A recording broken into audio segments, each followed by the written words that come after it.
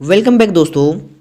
आज के इस वीडियो में हम लोग बात करने वाले हैं इकोसिस्टम यानी कि पारितंत्र के बारे में, जिसमें हम लोग पढ़ेंगे पारितंत्र के कार्य, उनके प्रकार, जैविक और अजैविक घटक, जल चक्र यानी कि वाटर साइकिल और पारितंत्र के समस्थापन के बारे में। तो सबसे पहले हम लोग जानेंगे इकोसिस्टम किसे कहते हैं, पारितंत्र किसे कहते हैं। दोस्तों, जैसे कि हम लोग जानते हैं कि पृथ्वी सौरमंडल का ऐसा ग्रह है जिस पर जीवन का अस्तित्व है।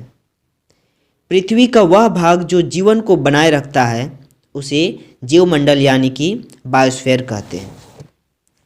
जीवमंडल बहुत ही ज़्यादा विशाल है और इनको समझना कोई एकल इकाई के रूप में नहीं हो सकता है। इनको समझने के लिए हमें पारितंत्र यानी कि इकोसिस्टम को समझना पड़ेगा।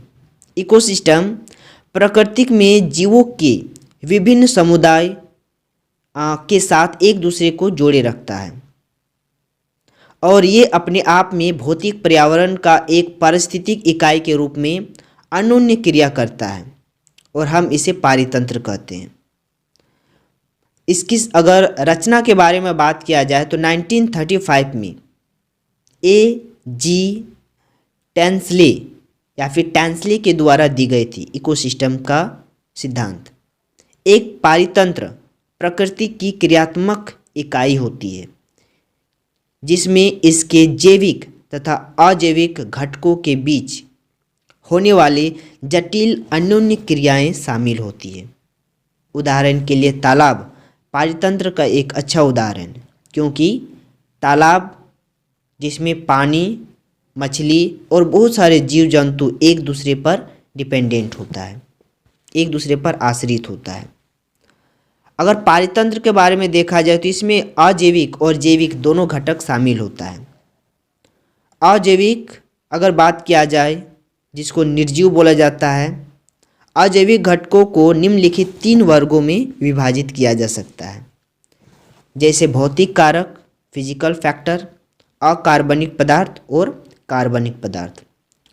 अजैविक घटक जिसमें जान नहीं होता है, निर्जीव जिसको बोलेंगे, तो उनका पहला टाइप भौतिक कारक, जिसमें आपका सूर्य का प्रकाश, तापमान, वर्षा, आर्द्रता तथा दाब शामिल है। यह पारितंत्र के जीवों की वृद्धि को सीमित तथा स्थिर बनाए रखता है। वहीं पर अकार्बनिक पदार्थ के बारे में बात किया जाए तो कार्बन डाइऑक्साइड जिसका फॉर्मूला होता है CO2, nitrogen, oxygen, phosphorus, sulphur, जल, चट्टान, मिट्टी और अन्य खनिज पदार्थ इसमें शामिल होता है। और तीसरा टाइप अजैविक घटक का जो कि कार्बनिक पदार्थ है, जिसमें कार्बोहाइड्रेट, प्रोटीन, लिपिड तथा ह्यूमिक पदार्थ, यह सजीव तंत्र के मूलभूत अंग है और इसीलिए ये जैविक तथा अजैविक घटकों के बीच की कड़ी होती है। वहीं पर बात किया जाए सजीव के बारे में, जैविक घटक के बारे में, तो सजीव जिस पर जान होता है, इसका पहला टाइप होता है प्रोड्यूसर। सजीव में पहला है प्रोड्यूसर, जिसको उत्पादक बोलेंगे। तो हरे पौधे प्रकाश संश्लेषण के द्वारा पूरे पारितंत्र के लिए भोजन का निर्माण करता है। हरे पौधे स्वपोषी होता है क्योंकि यह इस प्रक्रिया या इस प्रक्रम के लिए मिट्टी से जड़ एवं पोषक तत्व, वायु से कार्बोहाइड्रेट नहीं, कार्बन डाइऑक्साइड प्राप्त करते हैं। कार्बोहाइड्रेट तो न्यूट्रिएंट्स होता है, कार्बोहाइड्रेट जो होता है न्यूट्रिएंट्स होता है और कार्बन डाइऑक्साइड गैस होता है। तो जो पेड़ पौधा होता है यानी कि जो ग्रासेस हो गया, हरे पेड़ पौधा हो गया, वो मिट्टी से जल और पोषक तत्व लेता है, वायु से कार्बन डाइऑक्साइड गैस लेता है और सूर्य से सौर ऊर्जा यानी कि UV रेडिएशन अवशोषित करता है और प्रकाश संश्लेषण विधि से अपना भोजन बनाता है। इसीलिए इसे प्रोड्यूसर यानी कि स्वपोषी इसको बोल सकते हैं, जो खुद से अपना भोजन बनाता है और सेल्फ डिपेंडेंट होता है अपने भोजन के लिए। दूसरा टाइप हो गया उपभोक्ता यानी कि कंज्यूमर। यह विषमपोषी कहलाता है और स्वपोषियों द्वारा संश्लेषित किए गए भोजन को खाता है। भोजन की पसंद के आधार पर इन्हें 3 वर्गों में रखा गया है, हार्बीवोरस, कार्निवोरस और ओमिनिवोरस। तो हार्बीवोरस जिसको शाकाहारी बोलेंगे, जो साग पात या फिर पेड़ पौधा ग्रासेस खाता है, जैसे गाय, हिरन, खरगोश, ये सीधे के सीधे पेड़ पौधा को ही खाएगा।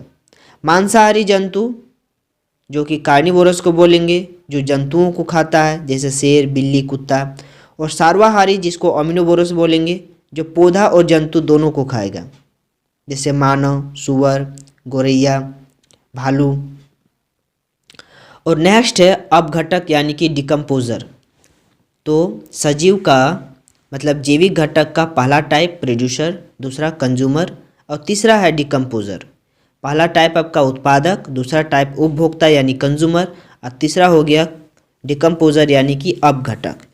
तो इन्हें मृत पोषी भी कहते हैं। यह अधिकतर बैक्टीरिया, जीवाणु और कवक आते हैं इसमें, जो पौधे तथा जंतुओं के मृत, अपघटित और मृत कार्बनिक पदार्थों को सड़ रहे पदार्थों पर अपने शरीर के बाहर एंजाइमों का स्राव करके ग्रहण करते हैं, यानी कि सड़े गले पदार्थों को खाता है और उस प्रोडक्ट को सड़ाने का भी काम करता है, डिकम्पोज करने का भी काम करता है। पोषकों के चक्रण में इसकी महत्वपूर्ण भूमिका होती है और इन्हें अपरद भोजी भी कहते हैं। भोजी का मतलब होता है भक्षण करना और अपरद का मतलब होता है सड़े गले पदार्थ। चलिए अब हम लोग स्टडी करने वाले हैं पारितंत्र के कार्य। पारितंत्र जटिल परिवर्तनात्मक तंत्र होता है और ये विशिष्ट कार्य करता है, जैसे कि खाद्य श्रृंखला में ऊर्जा का प्रवाह करना। अब खाद्य श्रृंखला किसको बोलेंगे कि जंतुओं का ऐसा श्रृंखला जो एनर्जी को एक जंतु से दूसरे जंतु में ट्रांसफ़र करवाता है, इसे खाद्य श्रृंखला कहेंगे। जैसे कि ग्रासेस को खाता है कोई टिड्डा, टिड्डा को खाता है मेंढक, मेंढक को खाता है कोई स्नेक सांप, और सांप को खाता है कोई मोर। ठीक है, तो इस प्रकार से एक श्रृंखला बनता है। इसी प्रकार से बहुत सारा श्रृंखला बना सकते हैं, जैसे कि घास को खाता है हिरन और हिरन को खाता है कोई बाघ, वही बाघ डेथ करता है तो फिर वो डिकम्पोज हो जाता है। तो इस प्रकार से एक खाद्य श्रृंखला बनता है और इसमें हर एक लेवल का जो एनर्जी होता है वो दूसरे लेवल में ट्रांसफ़र होता है इन जंतुओं के जरिए। नेक्स्ट है पोषणों का चक्रण। ये आपका पारितंत्र का कार्य, पोषकों का चक्रण होना। उसके बाद है पारिस्थितिकीय अनुक्रम या पारितंत्र का विकास होना, समस्थापन और इनका पुनर्भर्जन या नियंत्रण प्रणाली। जैसे कि तालाब, झीलें, चारागाह, दलदल, घास के मैदान, मरुस्थल और जंगल प्राकृतिक पारितंत्र के उदाहरण हैं, क्योंकि इनमें अजैव और जैव दोनों प्रकार के घटक मौजूद होता है। चलिए नेक्स्ट हम लोग बात कर लेते हैं। कुछ ऐसे पारितंत्र होता है जो मानव निर्मित भी होता है और कुछ ऐसे पारितंत्र जो प्राकृतिक होता है।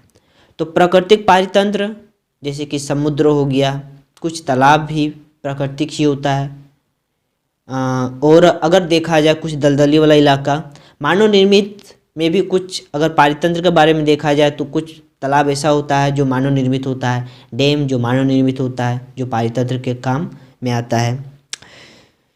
चलिए पारितंत्र के प्रकार अगर देखा जाए तो इसका दो प्रकार होता है, एक नेचुरल इकोसिस्टम और एक होता है कि ह्यूमन मॉडिफाइड इकोसिस्टम, यानी कि मानव निर्मित पारितंत्र। तो सबसे पहले बात करते हैं प्राकृतिक पारितंत्र। तो पूर्ण रूप से सौर विकिरण पर निर्भर करता है ये प्राकृतिक पारितंत्र। उदाहरण के लिए जंगल, घास के मैदान, समुद्र, झील, नदियाँ और मरुस्थल, ये सब प्राकृतिक पारितंत्र होता है। इनसे हमें भोजन, ईंधन, चारा तथा औषधियाँ प्राप्त होती है। पारितंत्र सौर विकिरण और ऊर्जा सहायकों जैसे हवा, वर्षा और ज्वार भाटा पर निर्भर होता है। उदाहरण के लिए उष्ण कटिबंधीय वर्षावन और ज्वारनद मुख और कोरल रीफ, जिसको मूंगा चट्टान भी कहेंगे, ये सब पारितंत्र का अच्छा खासा उदाहरण है। नेक्स्ट अगर देखा जाए पारितंत्र का दूसरा टाइप मानव निर्मित पारितंत्र, जिसमें सौर ऊर्जा पर डिपेंडेंट होता है, जैसे कि खेत हो गया और एक्वाकल्चर तालाब हो गया। जीवाश्म ईंधन पर निर्मित अगर पारितंत्र के बारे में बात किया जाए तो नगरीय और औद्योगिक पारितंत्र इसमें शामिल है।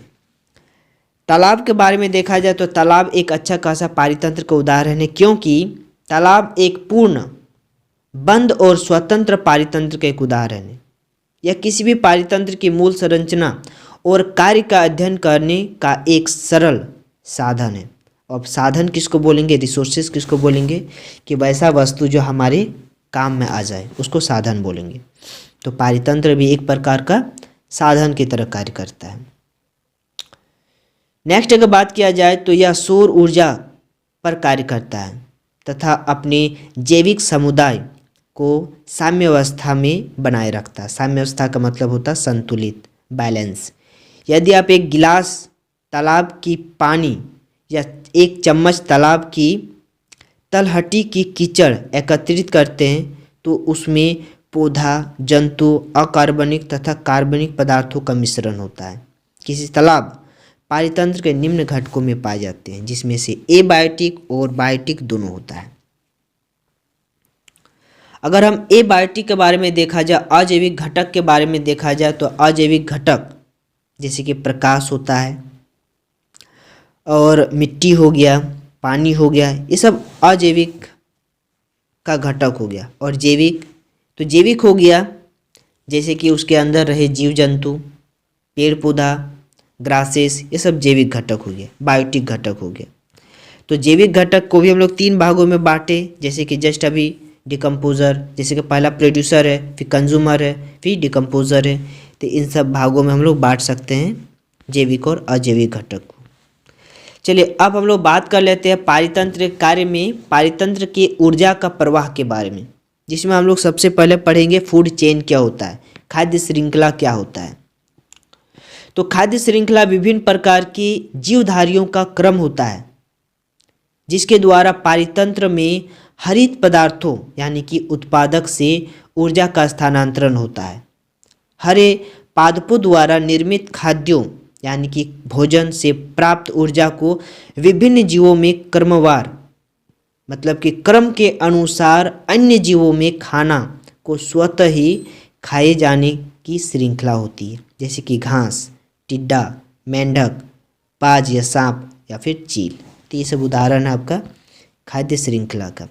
और जब बहुत सारे खाद्य श्रृंखला फूड चेन एक साथ मिलता है तो फूड वेब का निर्माण करता है, खाद्य जाल का निर्माण करता है। अब हम लोग बात कर लेते हैं स्वपोषी यानी कि ऑटोट्रॉप्स, उसके बाद हार्बीवोरस शाकाहारी, मांसाहारी और ओमिनिवोरस यानी कि सर्वाहारी और डिकम्पोजर के बारे में। तो एक्चुअल में अगर बात किया जाए ऑटोट्रॉप यानी कि स्वपोषी, तो ये पारितंत्र के अन्य सभी जीवों के लिए भोजन का उत्पादन करने वाला जीव होता है, जिसमें हरे पेड़ पौधा आता है, ग्रासेस आता है। अगर देखा जाए तो स्वपोषी यानी कि पेड़ पौधा प्रकाश संश्लेषण विधि से अपना भोजन बनाता है। और जस्ट अभी प्रकाश संश्लेषण की विधि को डिस्कस किए, जिसमें पेड़ पौधा जड़ों से पानी और पोषक तत्वों को ग्रहण करता है, एटमॉस्फेयर से यानी वातावरण से कार्बन डाइऑक्साइड यानी कि CO2 को गेन करता है, और सनलाइट से UV रेडिएशन को गेन करता है, और पत्ती में मौजूद क्लोरोफिल क्लोरोप्लास्ट की मौजूदगी में वो अपना भोजन बनाता है प्रकाश संश्लेषण विधि के जरिए, फोटोसिंथेसिस प्रोसेस के जरिए। इसीलिए इसको प्रोड्यूसर भी कहेंगे या फिर प्राइमरी प्रोड्यूसर, प्राथमिक उत्पादक। इसके बाद आता है हार्बीवोरस यानी कि शाकाहारी। तो जस्ट अभी शाकाहारी के बारे में भी डिस्कस किए कि ऐसे जंतु जो प्रत्यक्ष रूप से पौधों को खाते हैं, प्राथमिक उपभोक्ता या फिर शाकाहारी कहते हैं, जैसे कि पंछी या फिर बैल, गाय, हिरन, बकरी, खरगोश, ये सब शाकाहारी का एग्जाम्पल है। मांसाहारी कि ऐसा जंतु जो जंतुओं को खाता, किसी अन्य जंतुओं को मार के खाता है, जो मीट खाता है, उसको बोलेंगे शाकाहारी, जैसे कि बाघ, कुत्ता। तो ये सब जितने भी हैं शाकाहारी का मांसाहारी का एग्जाम्पल है। और वहीं पर देखा जाए ओमिनिवोरस यानी कि सर्वाहारी, जो दोनों खाता है, पेड़ पौधा और मीट दोनों का भक्षण करता है, जैसे सुअर, भालू, मनुष्य। डिकम्पोजर जो सड़ी गले पदार्थों को खाता है, जिसमें अधिकतर कवक, फंगस, बैक्टीरिया, वायरस, ये सब चीज़ आता है। वायरस नहीं बट जीवाणु, कवक इसका अच्छा खासा उदाहरण है। चलिए अब बात कर लेते हैं कि खाद्य श्रृंखला दो प्रकार को होता है। एक होता है चारागाह वाली खाद्य श्रृंखला और दूसरा है अपरद खाद्य श्रृंखला। तो अगर चारागाह वाली खाद्य श्रृंखला देखा जाए तो इनमें हरे पेड़ पौधे, शाकाहारी और मांसाहारी आता है। और अपरद खाद्य श्रृंखला के अंदर में मृत कार्बनिक पदार्थ, मृत जीव, ये सब चीज़ आपका अपरद खाद्य पदार्थ के अंदर में आता है।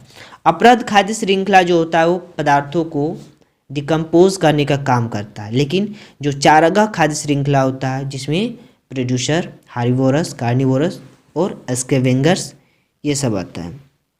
अभी हम लोग डिस्कस कर चुके हैं फूड वेब के बारे में, खाद्य जाल के बारे में।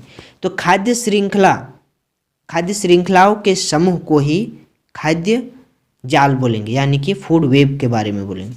खाद्य श्रृंखला के बारे में अगर बात किया जाए तो खाद्य श्रृंखला में कोई ऑप्शन नहीं होता है, बट खाद्य जाल में बहुत सारे ऑप्शन होता है। अगर एक बकरी का एग्जाम्पल देखा जाए तो कोई एक बकरी अधिकतर क्या, बकरी जो होता है वो सर्वाहारी होता है, सॉरी बकरी जो होता है वो शाकाहारी होता है। तो बकरी अगर घास नहीं खा सकता है तो पत्ते भी खा सकते हैं। अगर कोई एक पेड़ पौधा डेथ कर गया है, मर गया, तो कोई दूसरा पत्ता को खा सकता है, दूसरा घास को खा सकता है। तो एक्चुअल में अगर देखा जाए तो एक जीव के लिए खाद्य जाल में बहुत सारे ऑप्शन होता है अपने भोजन को गेन करने के लिए, लेकिन वहीं पर खाद्य श्रृंखला में ऑप्शन बहुत कम होता है और ना के बराबर होता है। अब हम लोग बात कर लेते हैं पारिस्थितिक पिरामिड के बारे में, इकोलॉजिकल पिरामिड के बारे में। तो किसी पारितंत्र में पोषण स्तरों का आरेखीय निरूपण होता है ये पिरामिड। इसकी आकृति पिरामिड की तरह होती है और यह 3 प्रकार की होती है। उत्पादक पिरामिड के आधार की रचना करते हैं। उत्पादक जो होता है पिरामिड के आधार की रचना करता है, और पिरामिड की अनुवर्ती श्रेणी जो होता है शाकाहारी, मांसाहारी और सर्वाहारी होता है। अगर बात किया जाए पिरामिड में प्रोड्यूसर यानी कि उत्पादक का संख्या सबसे ज़्यादा होता है, और जैसे जैसे शाकाहारी, मांसा और सर्वाहारी की ओर ऊपर की ओर जाते हैं वैसे वैसे जंतुओं की संख्या घटते चला जाता है।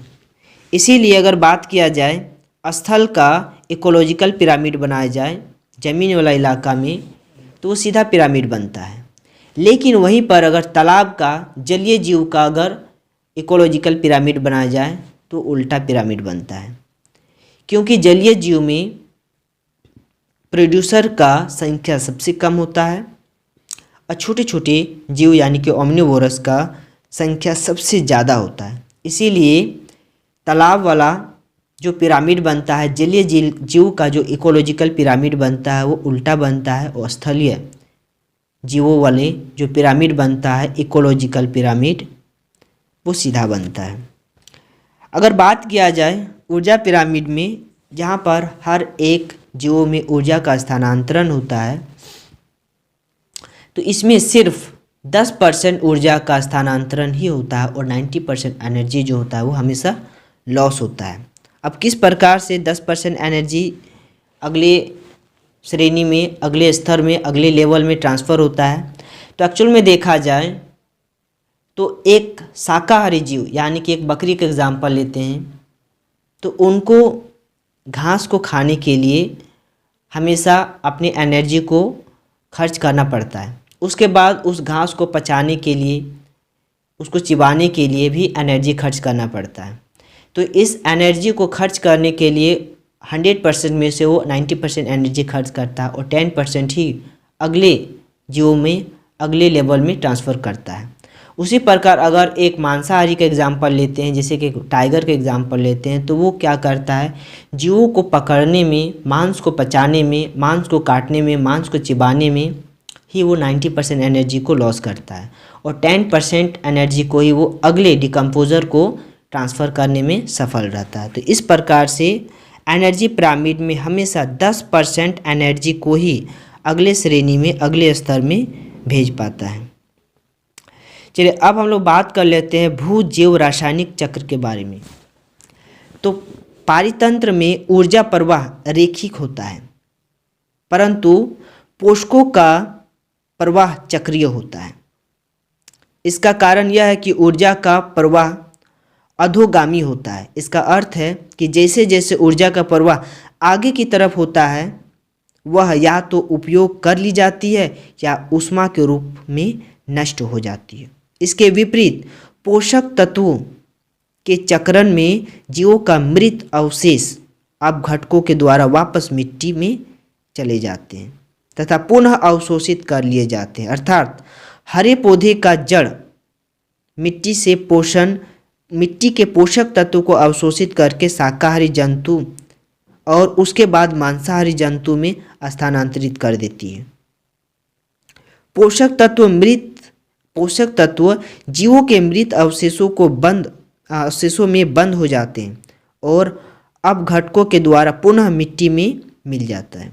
पोषक तत्वों का यह पुनः चक्रण भू जैव रासायनिक या फिर पोषक चक्र कहते हैं। चलिए नेक्स्ट अगर बात किया जाए भू जैव रासायनिक चक्र, इनके दो घटक होता है। पहला है भंडार निकाय और दूसरा है चक्रण निकाय। तो भंडार निकाय जो होता है वो वायुमंडल या चट्टान जिसमें पोषक तत्वों का विपुल भंडार होता है। और चक्रण निकाय के बारे में बात किया जाए तो ये पौधों और जंतुओं के रूप में कार्बन के अपेक्षाकृत छोटे भंडार होता है। दोस्तों अब हम लोग बात करने वाले हैं कार्बन चक्र के बारे में, यानी कि कार्बन साइकिल। वायुमंडल में उपस्थित कार्बन डाइऑक्साइड सभी प्रकार के कार्बन का स्रोत है। यह पानी में अत्यंत घुलनशील होता है और समुद्र में भी बड़ी मात्रा में घुलनशील कार्बन डाइऑक्साइड होता है। भूमंडलीय कार्बन चक्र का निम्नलिखित चरण है। पहला है प्रकाश संश्लेषण, दूसरा है प्रकाश संश्लेषण विधि के जरिए हरे पौधे में कार्बन यौगिक बनता है। फिर उसके बाद जो कार्बनिक यौगिक जो जीवों में बनता है, हरे पेड़ पौधों के जीवों में, फिर उसको जीवाश्मीकरण करके उनको जीवाश्म ईंधन के रूप में, जब वही हरे पेड़ पौधे मृत होता है तो वो जीवाश्म ईंधन के रूप में कन्वर्ट होता है, पेट्रोल कोयला के रूप में। फिर उसको दहन कर लिया जाता है और दहन करने के बाद वापस से वो कार्बन डाइऑक्साइड में रिलीज हो जाता है। नेक्स्ट अगर बात किया जाए तो प्रकाश संश्लेषण विधि से वायुमंडल में से पेड़ पौधा कार्बन डाइऑक्साइड को गेन करता है, फिर खाने में श्वसन के दौरान फिर उसको रिलीज करता है कार्बन डाइऑक्साइड के रूप में। तो इस प्रकार से कार्बन चक्र दो तरीकों से चक्रित होता है, जीवों में और वायुमंडल में। चलिए अब बात कर लेते हैं हम लोग मानव गतिविधि। मानव क्या करता है कि एटमॉस्फेयर से ऑक्सीजन लेता है और कार्बन डाइऑक्साइड को रिलीज करता है। वहीं पर पेड़ पौधा क्या करता है कि कार्बन डाइऑक्साइड को गेन करता है, फोटोसिंथेसिस में कार्बन डाइऑक्साइड को यूज करता है और फिर उसको वेस्ट प्रोडक्ट के रूप में पेड़ पौधा ऑक्सीजन को रिलीज करता है। फिर से ऑक्सीजन मनुष्य के जरिए इनहेल किया जाता है और फिर एक्सहेल के रूप में कार्बन डाइऑक्साइड को एटमॉस्फेयर में रिलीज करता है। तो इस प्रकार से जंतु और पेड़ पौधा में कार्बन डाइऑक्साइड का चक्रण होते रहता है। चलिए अब हम लोग स्टडी करने वाले हैं वाटर साइकिल के बारे में, यानी कि जल चक्र के बारे में। जल जीवन के लिए अति आवश्यक होता है। जल के बिना कोई भी जीव जीवित नहीं रह सकता है।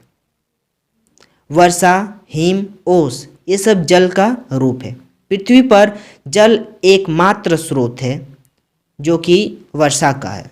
वर्षा के रूप में, हिम के रूप में, ओस के रूप में हमें जल प्राप्त होता है। वायुमंडल में पृथ्वी पर पहुंचने वाला जल प्रत्यक्ष रूप से वाष्पीकरण और वाष्पोत्सर्जन प्रक्रिया द्वारा वायुमंडल में वापस चला जाता है।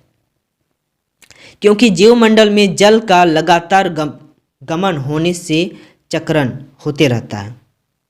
जैसे कि हम लोग जानते हैं कि सनलाइट जब वाटर वाला इलाका में, समुद्र में, नदी में, तालाब में आता है तो उस जिसके कारण पानी का जो लेवल है वो हीट होता है और उसमें वाष्पोत्सर्जन स्टार्ट होता है, यानी कि पानी जो होता है वो भाप बनना स्टार्ट होता है। वही भाप एटमॉस्फेयर में ऊपर की ओर जा कर के ठंडा होता है और फिर धीरे धीरे संघनन प्रोसेस से वो बादल में कन्वर्ट होता है और फिर वायुमंडल में मौजूद धूल कण की वजह से वही बादल फिर काले बादल में कन्वर्ट होता है।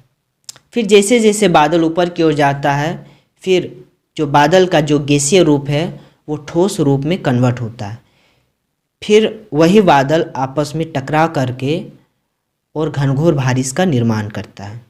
वापस से वही बारिश बूंद के रूप में मतलब कि भूमि में आता है, यानी कि ज़मीन में आता है और फिर नदी नाला के जरिए वह वापस से समुद्र में या फिर पानी वाले इलाका में वापस से मिल जाता है और यही प्रक्रिया पुनः चक्रित होते रहता है। इन्हें ही जल चक्र कहेंगे। तो दोस्तों आई होप कि आप लोग को जल चक्र के बारे में, पारितंत्र के बारे में, पारितंत्र के प्रकार के बारे में, जैव और अजैव, बायोटिक और एबायोटिक के बारे में अच्छी प्रकार से समझ में आया होगा। चलिए मिलते हैं नेक्स्ट क्लास। Thank you.